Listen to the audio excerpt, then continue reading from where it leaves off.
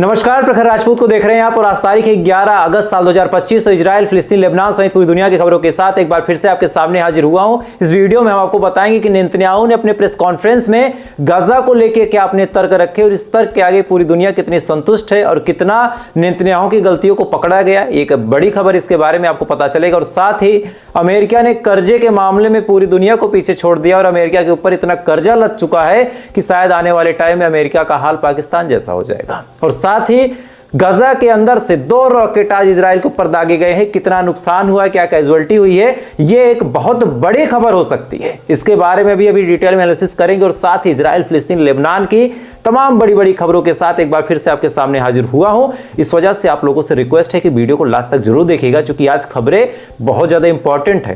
कायदे से कहा जाए तो खबरें हर दिन इंपॉर्टेंट होती है, क्योंकि हर दिन हम गाजा के उन पहलुओं पे बात करते हैं, उन दबे मुद्दों को उठाते हैं, जिसके बाद कई सारी तस्वीरें क्लियर होती हैं। और जो लोग मुझे देखते हैं उनको पता होगा कि जो चीज़ मैं रिसर्च करके बताता हूं 2-4 दिन में वो चीज़ें आपको देखने को मिल भी जाती हैं असल दुनिया में। खैर, इससे पहले की खबरों को बताना शुरू करूं, अगर आप चैनल पर नए हैं तो वीडियो को लाइक करके, चैनल को सब्सक्राइब करके अपना प्यार दे दें। और साथ ही इजराइल और फिलिस्तीन की इस जंग में आप किसके साथ खड़े हैं एक बार कमेंट करके मुझे जरूर बता दें। चूंकि जब आप कमेंट करते हैं और जब मैं देखता हूं कि एक बड़ी तादाद फिलिस्तीन फिलिस्तीन फिलिस्तीन लिखती है, तब मुझे हिम्मत मिलती है, तब मुझे हौसला मिलता है। क्योंकि बहुत सारी ऐसी वजह है, अभी आपको वीडियो में पता चलेगा कि हम लोग का हौसला टूट जाता है। क्या वजह अभी आपको बताता हूं, तब तक एक करके आप खबरें सुनिए। और सबसे पहली और सबसे अहम खबर जो निकल के सामने आ रही है, यह खबर नेतन्याहू की है।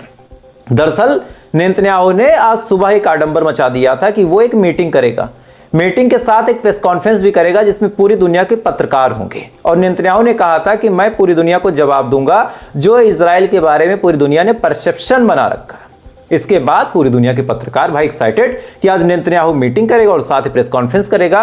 तमाम लोग वहां पे जाते हैं। उसके बाद नेतन्याहू अपना प्रेस कॉन्फ्रेंस शुरू करता है और सबसे पहले उसने वो बातें बोली जिससे पूरी दुनिया हंसने लगी नेतन्याहू के ऊपर। दरअसल कुछ तस्वीरें गाजा की बहुत तेजी के साथ वायरल हुई थी, जिसमें हमने देखा था कि कुछ बच्चे हैं जो पड़े हैं, पसलियां दिख रही, खाने को इस कदर खाना नहीं मिला, पीने को पानी इस कदर नहीं मिला कि पसलियां दिख रही, सर बड़ा हो गया है, आलम ऐसा है कि इनके हाथ पांव कभी चल नहीं पाएंगे, सही सलामत भी नहीं होंगे, इतनी कमजोरी, इतनी भूखमरी है। सबसे पहले नेतन्याहू ने कहा कि ये जो तस्वीर है, ये तस्वीर सही नहीं है, ये तस्वीर फर्जी है, इजराइल के खिलाफ महज एक प्रोपोगेंडा है और इन तस्वीरों में कोई सच्चाई नहीं है। गाजा के अंदर कोई भूखमरी फैल ही नहीं रही। यानी नेतन्याहू की अगर बात हम मान लें तो गाजा के अंदर कोई भूखमरी नहीं, तमाम लोग भरपेट खाना पा रहे, चिकन डिनर कर रहे हैं। अब हंसी नहीं आएगी। इसके बाद क्या कहा? इसके बाद नेतन्याहू ने कहा कि हम ऐसे पत्रकारों को अब कंट्रोल करने की कोशिश करेंगे, ऐसे पत्रकारों पे भी हम कड़ी से कड़ी कार्रवाई करेंगे जो गाजा की ऐसी तस्वीरों को लोगों के सामने लाते हैं। यानी अब चाहे यूट्यूब का प्लेटफॉर्म हो, चाहे अलग अलग सोशल मीडिया चैनल हो, जो गाजा की असली तस्वीर और गाजा की असली कहानी बताते हैं, उनके ऊपर असली कार्रवाई करने की बात, उनके ऊपर सख्त कार्रवाई करने की बात अब इजराइल कर रहा। यानी हमारे जैसे लोगों का जो चैनल है उसको कभी भी उड़ाया जा सकता है। इस वजह से जब आप लोग सपोर्ट करते तो मैंने कहा था कि हमें हिम्मत मिलती है, क्योंकि हर दिन ये डर हमें लगा रहता है कि हम वीडियो बना रहे हैं, क्या पता अगली वीडियो हमारी आखिरी वीडियो, क्या पता मोसाद का कोई एजेंट हमें कुछ कर ही दे। खैर, जब तक जज्बा है तब तक हम लोग काम करेंगे, आप लोग सपोर्ट करते रहिएगा। बहरहाल खबर की तरफ चलते हैं। इजराइल ने जब ये बात बोली उसके बाद उनसे पूछा गया, पत्रकार द्वारा, खासकर नेतन्याहू से ही पूछा जा रहा था, तो नेतन्याहू से जब पूछा गया कि भाई ये गाजा को कब्जा करने का प्लान क्या है, इसके बारे में नेतन्याहू ने कहा कि गाजा को कब्जा करने का प्लान हमारा नहीं है, हम बस गाजा के अंदर से हमास को बाहर कर देंगे, हमास को मार देंगे, खत्म कर देंगे, यानी जो भी लड़ाके हैं उनको कंप्लीटली डिस्ट्रॉय। उसके बाद गाजा की जमीन को गाजा के लोगों के हवाले कर देंगे, हम उस पर राज नहीं करेंगे। और साथ ही नेतन्याहू ने एक बयान दिया जो आने वाले टाइम में कई सारे न्यूज़ चैनल की हेडलाइन भी बन गई। नेतन्याहू का कहना है कि सबसे जल्दी अगर कोई तरीका है लड़ाई को खत्म करने का, जंग को खत्म करने का, तो यह तरीका यही है कि गाजा को कब्जा कर लिया जाए। यानी ये तो वही बात हो गई कि लड़ाई को खत्म करने का सबसे सही और सबसे आसान तरीका यही है कि दोनों में से एक मर जाए और आसानी से खत्म हो जाएगा। तुम अपनी जान दे दो, सबसे जल्दी ये जंग खत्म हो जाएगी और शायद आने वाले टाइम में जंग होगी भी नहीं। तो नेतन्याहू ने प्रेस कॉन्फ्रेंस में तमाम चीजें बोली। अच्छा, इधर जब प्रेस कॉन्फ्रेंस चल रही थी, उधर दूसरी दुनिया में एक दूसरी चीज चल रही थी। यूएन के अंदर अर्जेंट मीटिंग बैठी थी। इस अर्जेंट मीटिंग का मुद्दा था कि कैसे भी करके गाजा में जो इजराइल का प्लान है उसको रोका जाए, इजराइल को कंट्रोल किया जाए। इसमें अमेरिका ने वो अपना रूप दिखाया, जिसके बाद पूरी दुनिया बस अमेरिका को गाली देती है। आप भी सुनेंगे, आपका भी गाली देने का मन करेगा। दरअसल हर देश के पास तो नहीं, लेकिन अमेरिका के पास वीटो पावर है यूएन में हर चीज को रोकने का, और इसी वीटो पावर का आज इस्तेमाल अमेरिका ने फिर किया। दरअसल पूरी जो यूएन काउंसिल थी, सबने एक सुर में कहा था कि गजा पे कब्जा करना एक खराब आइडिया है, इससे इंसानियत को एक गंदा मैसेज जाएगा, इजराइल को रुकने की जरूरत है, हम इजराइल को रोकेंगे चाहे जैसे। लेकिन इसमें अमेरिका ने अपना वीटो पावर इस्तेमाल करते हुए कहा कि इजराइल कुछ भी गलत नहीं कर रहा, जो तस्वीरें दिखाई जा रही भूखमरी की वो तमाम तस्वीरें फर्जी है, ये जो 60,000 लोगों के मरने की खबर आ रही है ये तमाम खबरें फेक है, ये जो लोग कह रहे हैं कि गजा के अंदर खाना नहीं, ये खाने की बात फेक है, गजा के अंदर सारी सुविधाएं हैं, सब लोग झूठ बोल रहे हैं।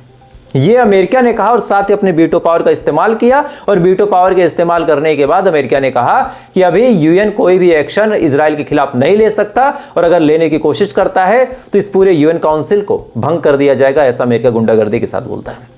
उसके बाद तमाम लोग बस क्रिटिसाइज करते हैं, तमाम लोग बस सलाह देते हैं इजराइल को और कहते हैं कि इजराइल ऐसे काम को ना करे, इजराइल जंग को रोक दे।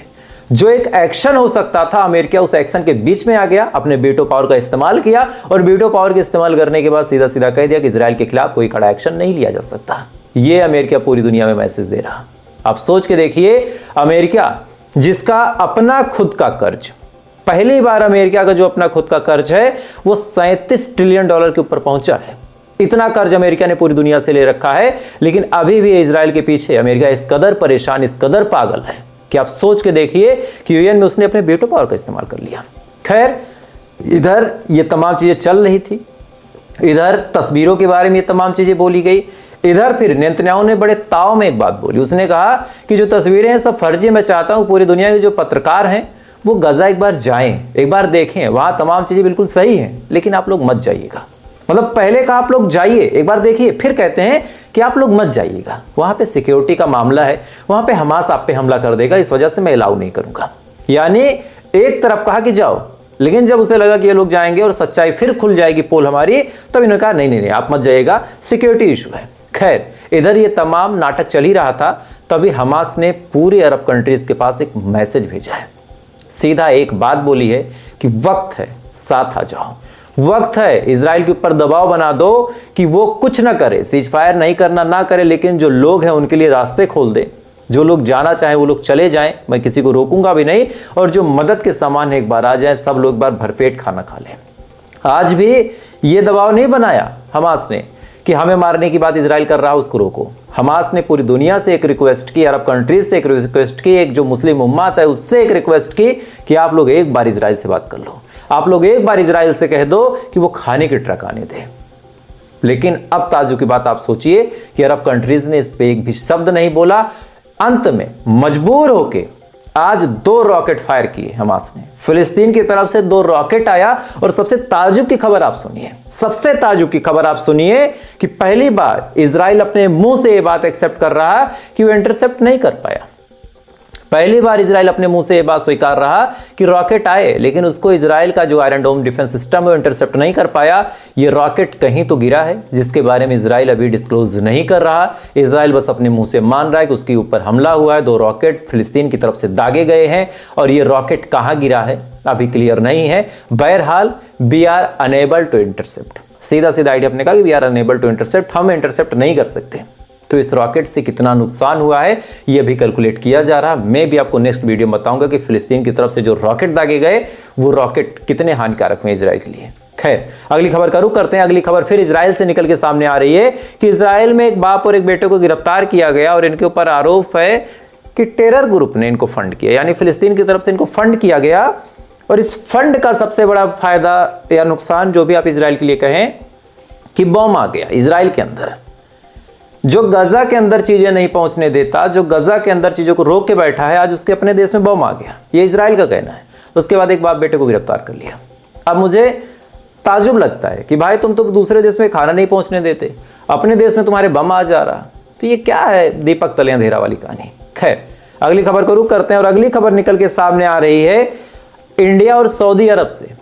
गजा की अभी और अपडेट आपको देता हूं, लेकिन इंडिया और सऊदी अरब की आप कहानी जान लीजिए कि इंडिया और सऊदी अरब ने, और सऊदी अरब की खबर आपको इसलिए बता रहा हूं क्योंकि सऊदी अरब अमेरिका का सबसे अच्छा दोस्त है, लेकिन जहां फायदे की बात हुई उसने अमेरिका को भी छोड़ दिया। एक तरफ टैरिफ लगाने की बात अमेरिका भारत पे कर रहा, लगातार धमकी दे रहा है कि मैं टैरिफ लगाऊंगा, रोक दूंगा, ये कर दूंगा, वो कर दूंगा। दूसरी तरफ अलग कहानी चल रही दोस्तों, दूसरी तरफ सबसे अलग कहानी यह है कि सऊदी अरब ने बायलैटरल डील करने का ऐलान किया है भारत के साथ। बायलैटरल का मतलब है कि अब भारत से कोई चीज सऊदी अरब में जाएगी तो कोई टैक्स नहीं, कोई इंपोर्ट ड्यूटी नहीं, और सऊदी अरब से कोई चीज भारत में आएगी तो भी कोई टैक्स नहीं। यानी जो टैरिफ लगाया जा रहा था 50%, सऊदी अरब ने भारत के लिए 0% टैरिफ का ऐलान किया है। तो अमेरिका की क्या स्थिति पूरी दुनिया में होती चली जा रही वो आप खूब समझ सकते हैं। खैर, अगली खबर का रुख करते हैं और अगली खबर निकल के सामने आ रही यूक्रेन से। यूक्रेन के एक ऑयल रिफाइनरी पे रशिया ने हमला किया। अब हमला रशिया ने यूक्रेन के ऑयल रिफाइनरी पे किया, लेकिन इसमें अमेरिका को नुकसान बड़ा हो गया, अजरबैजान को बड़ा नुकसान हो गया, और ये तमाम लोग बस मुंह बना के देख रहे हैं, क्योंकि ये चाहकर भी रशिया का कुछ उखाड़ नहीं सकते। हुआ क्या, थोड़ा आप डिटेल में समझिए। दरअसल कल यूक्रेन ने हमला किया था रशिया के ऊपर। इसके बाद रशिया के बारे में मैंने कल रात को ही कहा था कि ये बंदा पलटवार करेगा। 15 अगस्त को मीटिंग होनी है, लेकिन इससे पहले जो हमला हो गया, पुतिन भाई साहब साधारण इंसान नहीं है, चिढ़ गए, पलट के मारा। और एक कंपनी है सोकर या सोकर कंपनी की ऑयल रिफाइनरी पे ये मिसाइल आके हिट हुई, ऑयल रिफाइनरी तबाह हो गई।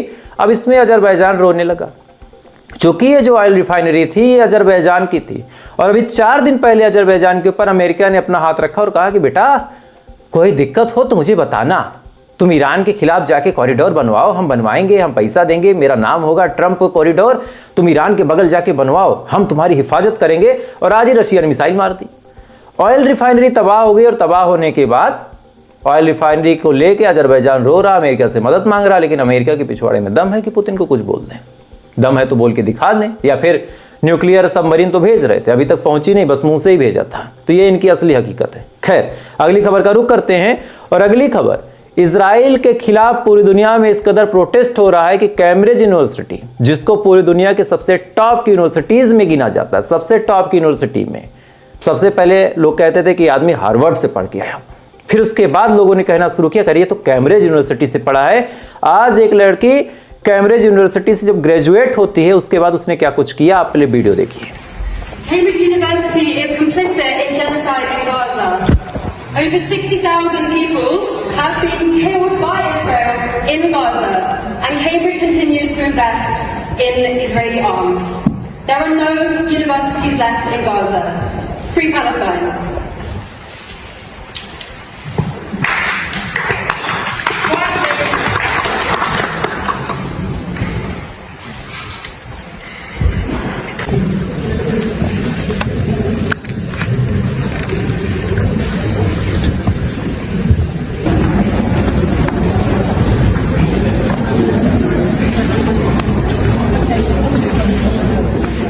इस लड़की ने अपने उस ओकेजन पे, जब इसको डिग्री मिलनी थी, जिसको कॉन्वोकेशन कहा जाता है, उस ओकेजन पे सबसे पहले अपनी डिग्री को संभाला। उसके बाद इसने फिलिस्तीन के झंडे को उठाया, और झंडे को उठाने के बाद फिलिस्तीन के नारे लगाए। और इसी के बाद जापान में आज फिलिस्तीन के पक्ष में इतना भयंकर प्रोटेस्ट देखने को मिला कि पूरी दीवार को, पूरे ब्रिज को रंग दिया गया। तमाम लोगों ने कहना शुरू किया कि हम फिलिस्तीन के साथ खड़े, क्योंकि इजराइल का यह जो करतूत निकल के सामने आया है कि वो गजा पे कब्जा करेगा, अब इसको लेकर पूरी दुनिया में नाराजगी है। आज इजराइल के सुप्रीम कोर्ट ने नेतन्याहू की सरकार को फटकार दिया। क्या मामला हुआ आप सुनेंगे तो सुनने के बाद आपको भी लगेगा कि यार कुछ भी हो, कोर्ट जो होते हैं उनके अंदर कुछ तो इंसानियत होती है। क्या हुआ कि आज इजराइल की कोर्ट में कुछ परिवार वाले गए थे जिनके लोग बंधक हैं हमास के पास।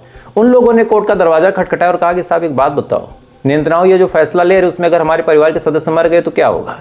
इसके बाद कोर्ट ने बाकायदा नेतन्याहू की सरकार को तलब किया, वो भी सुप्रीम कोर्ट ने, हाई कोर्ट ने नहीं, सुप्रीम कोर्ट ने तलब किया। और तलब करने के बाद कहा कि आप इन परिवार वालों से बातचीत करें, इनको जवाब दें कि कैसे आपके दिमाग में ये प्लान चल रहा, आपके दिमाग में क्या एजेंडा है, आप कैसे बंधकों को वापस लाएंगे। जब आप कंप्लीटली आदेश कर चुके हैं कि गजा पे हम हमला करेंगे, खाली करवाएंगे, तो आप कैसे वापस लेके आएंगे। सरकार से सीधा जवाब मांगा गया है, नेतन्याहू को हाजिर होने को कहा गया, और साथ ही यह भी कहा गया कि नेतन्याहू एक टेबल पे बैठेंगे, जैसे अभी प्रेस कॉन्फ्रेंस कर रहे थे, सेम उसी तरीके से नेतन्याहू को इन परिवार वालों के सवालों का जवाब देना होगा। तो अब नेतन्याहू की भी मुसीबतें अपने ही देश में बढ़ती चली जा रही, ना बाहर कोई इनका सपोर्ट कर रहा। एक बार लोग कर भी रहे थे, जब 7 अक्टूबर को इजराइल पे हमला हुआ था तो थोड़े लोग सेंसिटिव हो गए थे, उन्होंने बोलना शुरू किया। लेकिन जब इनकी असली कहानी लोगों को पता चली कि इनके जासूस तो पूरी दुनिया में एक्टिव है और इनके ऊपर हमला हो रहा था, ये कुछ बोल नहीं रहे थे। यानी हमला इन्होंने खुद करवाया था। इसके बाद गजा को लेकर इनका क्या एजेंडा निकल के सामने आया, यह भी पूरी दुनिया देख रही है। और इसी के बाद अब लोग जब कोर्ट गए तो कोर्ट ने यह जवाब मांगा। खैर, अब मामला कोर्ट का है तो आपको अपने देश की भी एक खबर बता देता हूं। बिहार में चुनाव चल रहा। इस चुनाव की सबसे खूबसूरत बात आप ये जानिए कि वहां के बिहार के जो डिप्टी सीएम हैं उनका खुद का 2 वोट है, यानी उनके पास 2 वोटर आईडी है। और भारत के कानून के हिसाब से अगर किसी के पास 2 वोटर आईडी है तो वो फर्जी वोटर है, ये हम सभी जानते हैं। अब इसके बाद जो विपक्ष है वो इलेक्शन कमीशन के पास गया और कहा कि हमारे कुछ सवाल हैं। सवाल क्या, अभी आपको समझ में आ जाएगा। इलेक्शन कमीशन को लेके फिर मामला कोर्ट में पहुंच जाता है। कोर्ट में पता चला हम जैसे लोगों को, और आपको अब पता चलेगा कि बिहार के अंदर 65 लाख वोट ऐसे हैं जिनको हटा दिया गया। 65 लाख वोटर ऐसे हैं जिनका नामो निशान मिटा दिया गया। और इस बारे में इलेक्शन कमीशन खुद अपने मुंह से एक्सेप्ट कर रहा है कि हाँ, हमने 65 लाख के करीब जो वोटर हैं उनका नाम रद्द कर दिया, वोटर लिस्ट से गायब है। यह बात जब कोर्ट सुनता है तब कोर्ट ने साफ साफ कहा कि तुम्हारा दिमाग खराब है। 65 लाख कोई छोटी मोटी रकम होती है, छोटी मोटी तादाद होती है। एक काम करो, 65 लाख लोगों का नाम बताओ जिनका नाम तुमने वोटर लिस्ट से हटाया है। यह सवाल जब इलेक्शन कमीशन से पूछा गया तब इलेक्शन कमीशन ने कहा कि हमारे पास कोई डेटा नहीं है कि हमने किसका किसका हटाया, बस हमें एक आंकड़ा पता है कि हमने 65 लाख लोगों का नाम हटाया। इसके बाद इलेक्शन कमीशन पे, हमारे देश के चुनाव पे आप कितना भरोसा करेंगे जब हमारे देश के एक बिहार जैसे राज्य के डिप्टी सीएम के पास 2-2 वोटर आईडी हो। न जाने कितने फर्जी आधार कार्ड बना के इस देश में लोग घूम रहे हैं। कोई शख्स 8-8 बार बीजेपी को वोट देता हुआ पकड़ा जाता है। राहुल गांधी ने डिमांड की कि जितने भी वोटर हैं सबका एक डिजिटलीकरण हो जाए, हर गांव की एक डिजिटल लिस्ट हो, एक बाकायदा जीरो इन करते करते हर एक नागरिक चाहे तो अपने गांव की वोटर लिस्ट देख ले कि मेरे गांव में कितने लोग रजिस्टर्ड हैं, मेरे एड्रेस पे कितने लोग रजिस्टर्ड हैं। अगर किसी को कुछ फर्जी लगे तो वो जाके कंप्लेन करे, और कंप्लेन जैसे ही करे उस आदमी के ऊपर जांच बैठ जाए जो फर्जी तौर पे वहां पे वोट कर रहा हो। ये बात राहुल गांधी ने कही, इसमें क्या दिक्कत है आप बताइए। अगर चुनाव पारदर्शी तरीके से हो तो क्या जरूरी है कि बीजेपी हार ही जाए? क्या बीजेपी ने अपने शासनकाल में कोई ऐसा काम नहीं किया जिससे उसको कॉन्फिडेंस हो कि मैं चुनाव नहीं हारूंगा? या फिर बीजेपी को एक बात पता चल गई है कि पूरा भारत, पूरी आवाम जो है हमारे खिलाफ खड़ी है, हम ऐसे वोट नहीं पाएंगे, तो एक काम करते हैं, जब तक सत्ता में तब तक धांधली कर देते हैं, सरकारी एजेंसियों का वेपनाइजेशन कर देते हैं और इनको हथियार के तौर पे विपक्ष पे इस्तेमाल करते हैं। राहुल गांधी ने ये डिमांड बड़ी सही की है। आज तुम सत्ता में हो, तुम गलत कर रहे हो, कल को कांग्रेस आए वो भी गलत करे तो क्या? कम से कम अगर ऐसा कोई आधार रहेगा तो प्रधानी के चुनाव से लेकर बीडीसी, क्षेत्र पंचायत, ब्लॉक प्रमुखी, विधायकी, एमएलसी, एमएलए या फिर एमपी के चुनाव में एक आम नागरिक ही देख सकता है कि मेरे गांव में, मेरे क्षेत्र में कितने वोटर हैं, इसमें क्या दिक्कत है। लेकिन इलेक्शन कमीशन ऐसी जानकारियों को शेयर नहीं करना चाहता, और ऐसी जानकारियां जब शेयर नहीं की जाती तब दिमाग में एक सवाल आता है कि क्या कुछ गड़बड़ है क्या? बहरहाल इधर हमारे देश के सेना प्रमुख ने एक बड़ा बयान दिया है और इस बयान को लेके काफी चिंता भी है मुझे तो खासकर। सेना प्रमुख जो उपेंद्र द्विवेदी जी हैं, इनका कहना है कि बहुत जल्द एक और जंग हो सकती है और हमें मानसिक तौर पे तैयार रहना पड़ेगा। और इधर हमने देखा कि भारत और पाकिस्तान दोनों ही देशों ने भर भर के हथियारों को बढ़ाया है, भर भर के। किसी ने नई पनडुब्बी ली, किसी ने नए हेलीकॉप्टर लिए, किसी ने फाइटर जेट खरीदे, किसी ने कुछ और किया, किसी ने कुछ और किया, किसी ने कोई डिफेंस सिस्टम बनाया, किसी ने कोई बढ़िया मिसाइल मंगा ली। तो ये तमाम चीजें दोनों ही देशों में चल रही हैं। तो ये मान के चलिए कि जो पिछला झड़प एक छोटा सा हुआ था, अगर दूसरी बार होता है तो इस बार की इंटेंसिटी पिछली बार की इंटेंसिटी से ज्यादा होगी। इस बार कैजुअलिटीज भी ज्यादा होंगी और इस बार हो सकता है कि आर पार का भी मामला फंस जाए, क्योंकि पिछली बार जब सीज फायर हुआ तो दोनों देश की आवाम नाराज थी। दोनों ही देश अपने आप को विजेता घोषित कर चुके हैं, लेकिन दोनों ही देश की जो जनता है थोड़ी सी डाउट में है कि भाई अगर तुम जीते थे तो ट्रंप ने सीज फायर क्यों कर दिया?